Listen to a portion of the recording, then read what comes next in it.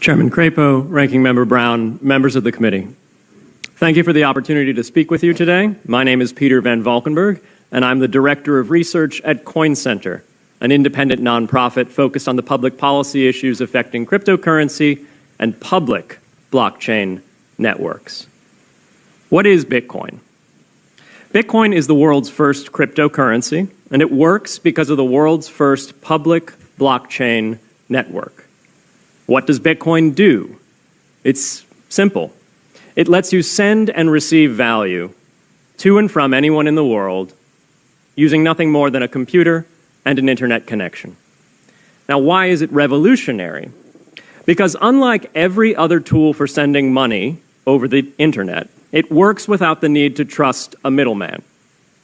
The lack of any corporation in between means that Bitcoin is the world's first public digital payments infrastructure.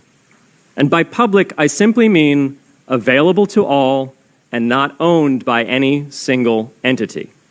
Now, we have public infrastructure for information, for websites, for email.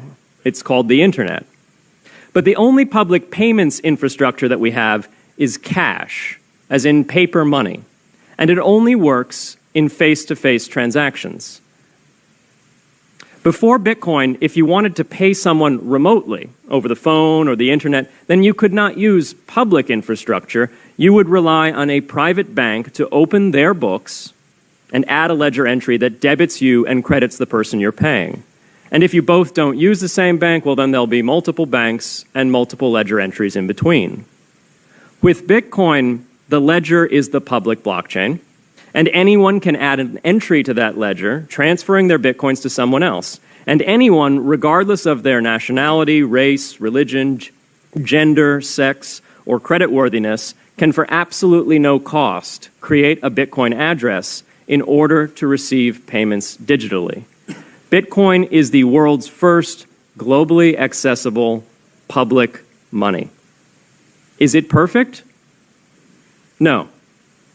Neither was email when it was invented in 1972. Bitcoin's not the best money on every margin. It's not yet accepted everywhere. It's not used often to quote prices, and it's not always a stable store of value. But it is working, and the mere fact that it works without trusted intermediaries is amazing. It's a computer science breakthrough, and it will be as significant for freedom, prosperity, and human flourishing as the birth of the internet. And Bitcoin is just the beginning. If we can replace private payments infrastructure, then we can replace other private choke points to human interaction as well. Now, why should we want to build more public infrastructure? Why should we embrace blockchains over corporate intermediaries? Why should we tolerate their inefficiencies and work to make them better? Why should we want the pioneers of this technology here in the United States and not fleeing overseas? A simple reason. Because the corporate intermediaries providing today's critical but privately owned infrastructure are becoming fewer, larger, and more powerful, and their failures are increasingly grave. So roughly half of all Americans, 143 million people, had their Social Security numbers exposed to hackers because of a breach at Equifax. The SWIFT network has relayed hundreds of millions of dollars in fraudulent transactions because of hacked member banks in Bangladesh, Vietnam, Ecuador, and Russia. The FBI suspects now that the largest of these hacks was perpetrated by North Korea. Corrupt, low-level employees at an Indian bank, Punjab National, were able to fraudulently certify SWIFT messages, stealing $1.8 billion. It's the largest electronic bank robbery in history. In fact, it's the largest bank robbery in history. In October 2016, an estimated 1.2 million internet-connected devices were hacked and turned into a botnet that for several hours made prominent websites unavailable across Europe and North America, including CNN and Fox News, the New York Times, and the Wall Street Journal. Increasingly, physical machines are being connected to the internet to augment their capabilities. They're wired through servers that are owned and maintained by private and trusted intermediaries, the so-called Internet of Things. Pacemakers from St. Jude's Hospital have been hacked. Baby monitors from TrendNet have been hacked. And Jeeps from Jeep have been hacked to the point where they can be remotely commandeered and driven off the road. Now, those vulnerabilities are inescapable in systems that have single points of failure. It doesn't matter if the point of failure is a corporation or if it's a government. There shouldn't be a single point of failure. Similar choke points existed before the internet.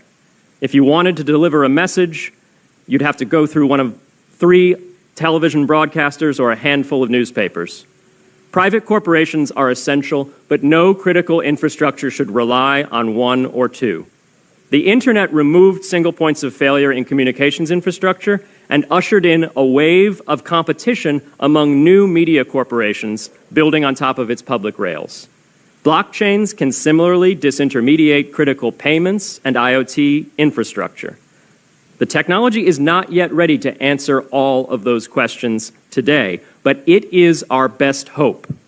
And as with the internet in the 1990s, we need a light-touch, pro-innovation policy to ensure that these innovations flourish in America for the benefit and security of all Americans.